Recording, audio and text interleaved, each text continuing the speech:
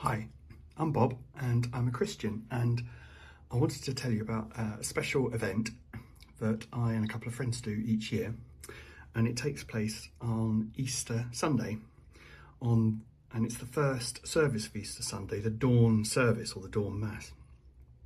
And so this happens to celebrate the first celebration of Easter, or the first celebration of Easter Day.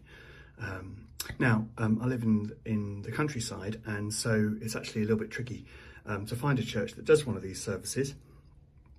And so we have to go to a local church that's about 4 or 5 miles away. And it's a beautiful church. It's a rural church, so they have the service outside in the churchyard with fire, and sometimes you need fire because it can be a bit cold. And it looks out to the east, and the church is on a hill, and so it looks across a field. And if you're really lucky and the weather's good, you can see the sun rising as the service is taking place. So it's really quite a special moment. It's quite a special atmosphere to be outside in the elements, and particularly special if you get that wonderful moment of the sun breaking through. Now, one of the things, of course, is that the Easter changes, its date changes. So in some years, it's actually quite a late Easter, and then it'll be quite light and a little bit warmer in the morning already when the service begins. But other years, you can have an early Easter, and then it's dark when you set out, or at the beginning.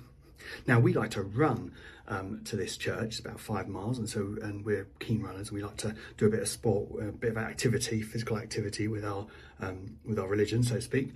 And so when it's an early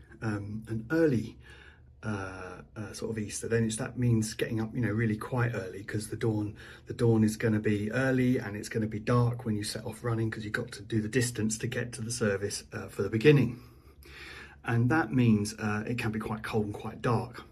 However, there's something really special that happens when it's an early Easter, because it means when you're out traveling, you're running through the dawn chorus. And so when we've done it on those early Easters, you have this amazing throng of birdsong as the sky is beginning to turn from dark to light blue to the beginnings of a glow that shows that the sun is coming.